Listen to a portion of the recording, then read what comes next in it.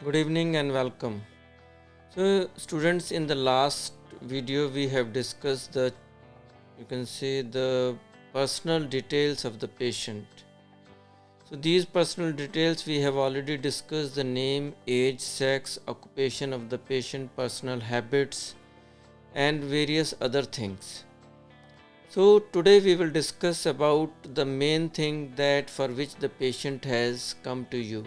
That is the chief complaint of the patient. So that chief complaint may be one complaint or maybe the multiple complaints. So we have to discuss why the patient has come to us. When this patient has come to us, there must be some problem. So we have to find out what exactly is the patient is suffering from. वो हम कैसे पता करेंगे जब हम patient से पूछेंगे कि उसको क्या तकलीफ़ है, किस वजह से वह हॉस्पिटल में आया.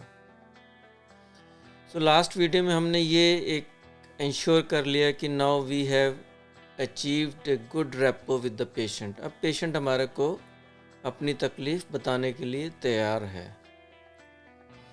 तो जो चीफ कंप्लेंट या चीफ कंप्लेंट्स हैं, तो वो क्या है जिसके लिए पेशेंट आपके पास हॉस्पिटल में आया. You have to ask from the patient what is the problem that has brought you to the hospital. आपने उससे पूछना है कि उसको ऐसी क्या तकलीफ़ है जिसकी वजह से वो हॉस्पिटल में आपके पास आया. तो वो एक तकलीफ़ हो सकती है, वो मल्टीपल प्रॉब्लम्स भी हो सकती हैं. तो आपने यही पता करना है कि वो मल्टीपल प्रॉब्लम्स हैं या एक प्रॉब्लम है. जो अगर एक प्रॉब्लम है तो उसके बारे में आपने डिटेल में पूछना है. जो अगर मल्टीपल प्रॉब्लम्स हैं तो उसके बारे में डिटेल में पूछना है. जब प्रॉब्लम एक होती है तो हमारे लिए बहुत आसान होता है कि उसको एक प्रॉब्लम को, सिंगल प्रॉब्लम को लिखना. सो सपोज पेशेंट आया कि आपके पास कि उसको सिर्फ पेट में दर्द है. तो you can simply write the chief complaint, pain abdomen. Next thing that you have to write in front of that is the duration of the complaint.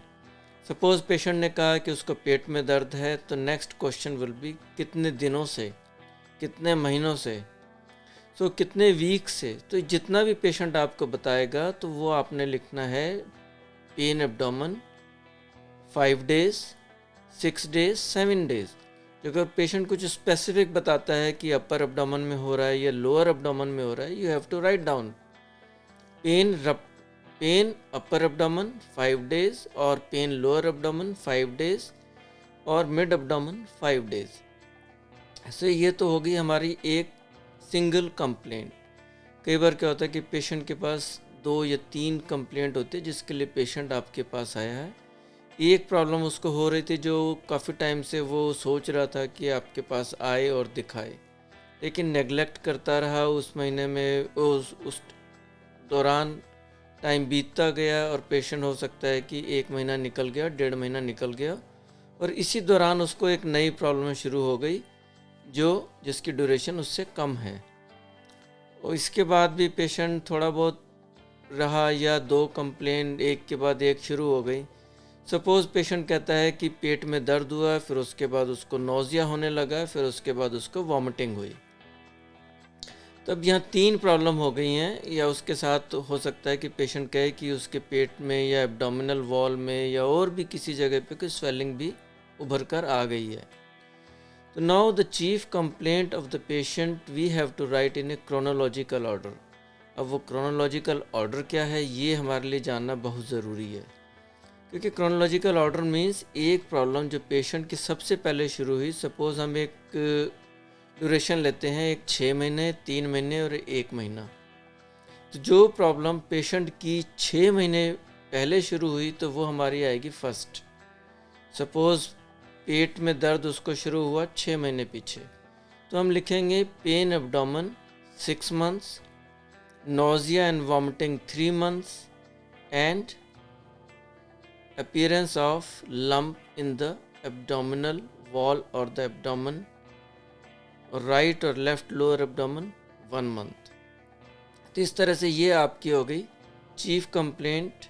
So depending upon the duration we have to specify the chief complaints in a chronological order.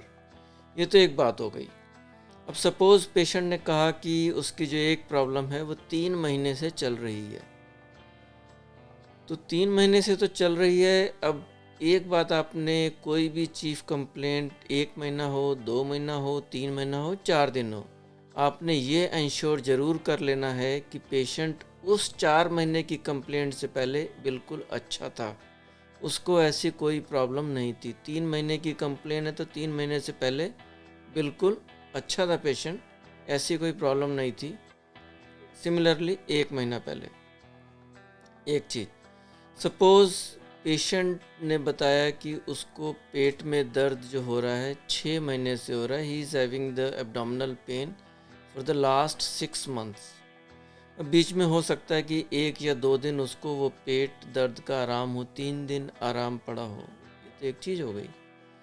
दूसरा ये होता है कि जब patient ने बताया कि 6 महीने पहले उसको पेट में दर्द स्टार्ट हुआ और वो अभी तक चल रहा है, तो कई बार क्या होता है कि हो सकता है कि वो जो प्रॉब्लम पेशेंट की थी वो बीच में जो गैप 8-10 दिन का आ गया, तो पेशेंट ने सोचा कि मेरी प्रॉब्लम ये जो अभी नया पेट में दर्द हुआ है ये मुझे उसको 1 महीने से चल रहा है। तो आपने पेशेंट से पूछना है कि उससे पहले तो कोई प्रॉब्लम नहीं थी। तो पेशेंट से आपने ये जानना ज़रूरी है कि उसको कोई इस तरह की प्रॉब्लम नहीं थी। तो जो अगर हफ्ते 10 दिन का गैप है तो इसका मतलब उससे पहले जो अगर पेशेंट को पेट दर्द था 8 महीने पीछे, वो 1-1.5 महीना पेट दर्द रहा, 10-12 दिन पेशेंट ठीक रहा और फिर लास्ट 6 महीने से उसको पेट दर्द। इसका मतलब उसकी जो मेन प्रॉब्लम जो पेट दर्द की शुरू हुई थी वो 8 महीने पीछे शुरू हुई थी।